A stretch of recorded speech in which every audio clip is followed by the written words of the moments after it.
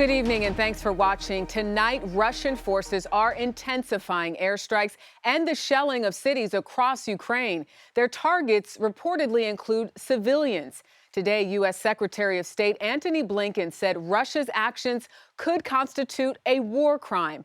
This video in the city of Irpin, just west of the capital of Kyiv, where people ran for their lives to escape attacks. Mortar fire also claimed the lives of a mother and 2 children. Today, Ukraine's president urging resistance with Russian forces closing in on Kyiv. This airport near the city up in flames.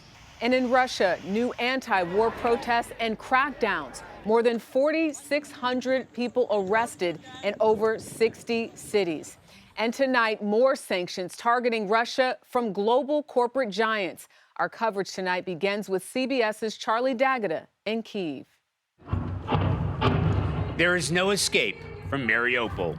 The temporary ceasefire that should have allowed the safe evacuation of as many as 200,000 residents was shattered by renewed shelling for the second day in a row, both sides blaming each other for opening fire. The southern port city has been the target of a sustained and merciless Russian bombardment for days. The city's hospital can't keep up with the amount of civilian casualties. A young man rushes into the emergency room, cradling his 18-month-old son, injured in shelling. Emergency teams do everything they can, but the little boy can't be saved. His mother breaks down in tears and disbelief, almost collapsing in grief, and then kisses her child goodbye. Russia's offensive has gathered pace, advancing ever closer to the capital itself. Residents are digging in and preparing for the worst. Volunteers provide hot drinks and stew. Last week, 25-year-old Stanislav was a drummer. Now he's making Molotov cocktails. What help do you want from America? From America, we need shotguns, actually, from them, and people, the army here. You want weapons? Yes. You see barricades like this all over the city. They're very basic, just railroad ties, old tires, some fencing, anything to provide some defense.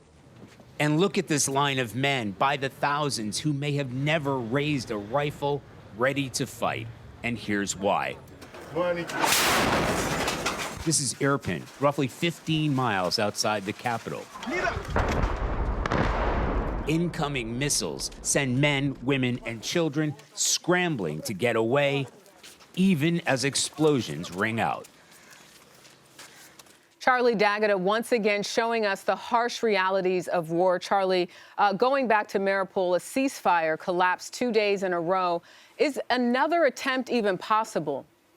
Jerika, you have to hope so, because the ceasefire has been agreed upon. It has been for the past couple of days, and a humanitarian corridor. They're just not adhering to it. One sign of hope, there are peace talks that are going to be taking place between Ukrainian and Russian delegations tomorrow. And Charlie, before you go, if I could ask another quick question.